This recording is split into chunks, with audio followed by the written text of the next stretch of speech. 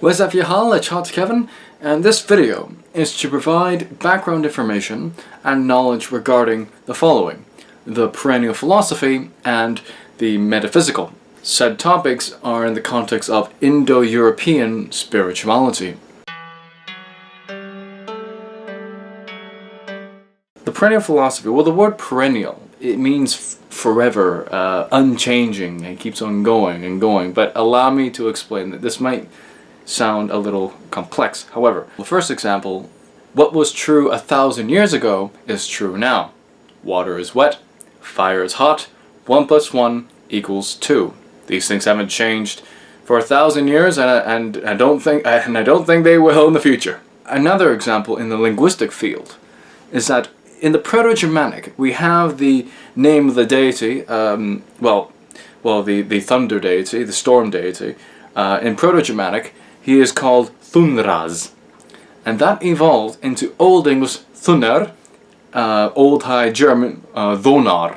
With the perennial philosophy in mind, is it really a heresy that this original word Thunraz evolved into Old English Thunr and Old High German Thonar? Is it a heresy to use these later words? Of course not, because things change over time, but can remain true to the original. That is the essentially, in a nutshell, of the perennial philosophy. This is a fundamental difference between Abrahamic and Indo-European spiritualities. For example, in Christianity, well, that Christianity is book-dependent and is static, while Indo-European spiritualities, with the living example of Sanatana Dharma, that it is not book-dependent and thus grows and evolves. Yes, sure, we have the Vedas, the Bhagavad Gita, and many other scriptures. However, one is not bound by these texts. It's the same thing you could say about a Germanic scripture.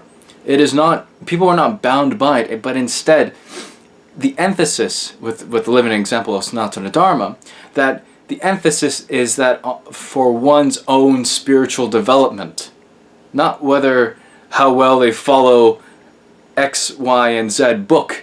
You know, that is the fundamental difference between Abrahamic and Indo-European spirituality. Now, for those of you who want to know more about this specific topic, you can learn more at the YouTube channel called Dharma Speaks. I'll put a link for that down below.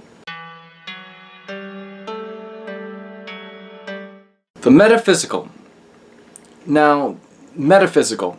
This word, well, metaphysics is a huge philosophical topic, but in this video I will go over it in the Indo-European spirituality context. So, the word meta means beyond, so metaphysical, beyond physical. So in the Indo-European spiritual context, a deity exists and is real in the metaphysical context.